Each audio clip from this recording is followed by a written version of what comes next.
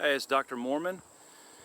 It's early August, actually just a couple of days before classes start on August 10th. I'm on my way back from a beach vacation with my family. They're sitting in the truck over there waiting on me here. I'm crazy. I've stopped on the side of the road in Croatan National Forest, and I wanted to stop here because they do a lot of prescribed burning to maintain a specific vegetation condition. This is a longleaf pine community, and you can see these are all longleaf pines around us. There's fairly open overstory, so the basal area is low, so there's a lot of light reaching the ground. Because there's a lot of light reaching the ground and because there's frequent fire, this condition promotes a very diverse understory. And this understory is comprised of grasses like this wiregrass. There's wiregrass here, wiregrass here. You can see it sticking up. So wiregrass is a common component of the understory of many longleaf pine communities. It thrives in fire and actually is very flammable, so it helps carry fire. There's also a good number of woody plants. So a lot of what you see here is just low-statured gallberry, which is ilex. There's also a lot of vaccinium and huckleberry. You see bracken fern, which is another herbaceous plant. There are forbs out here. I'm not standing in a place with a lot of forbs. They come and go as they bloom, but in the distance I see some eupatoriums. I also see meadow beauties, and there's just a ton of really diverse forbs out here.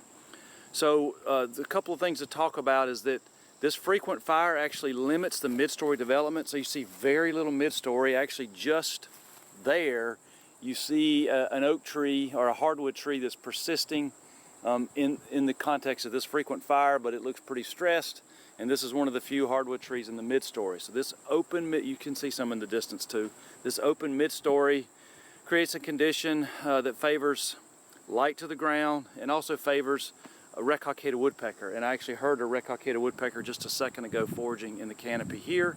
There also are red-headed woodpeckers, eastern wood pewee, and in some of the other videos I've talked about that those are species that favor a sparse mid-story and open canopy.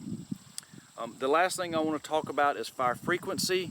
So here the fire return interval is probably every 2 or 3 years because they want to keep this woody vegetation low in stature so that it doesn't grow up into the mid-story. And when you keep that woody stature, that woody vegetation low in stature, it also allows space for herbaceous plants to grow, and that's the grasses and the forbs. So don't forget about the forbs because they're really critical in terms of providing food for vertebrate animals. The grasses are more of the structure or the backbone, and then the forbs are the muscles and the meat.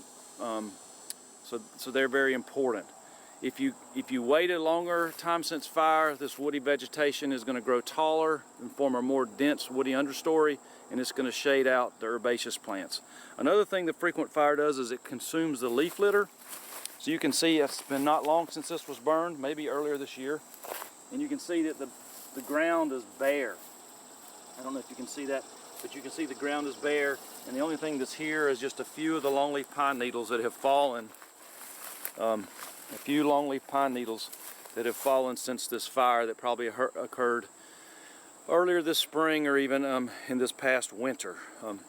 So this is frequent fire on Croatan National Forest.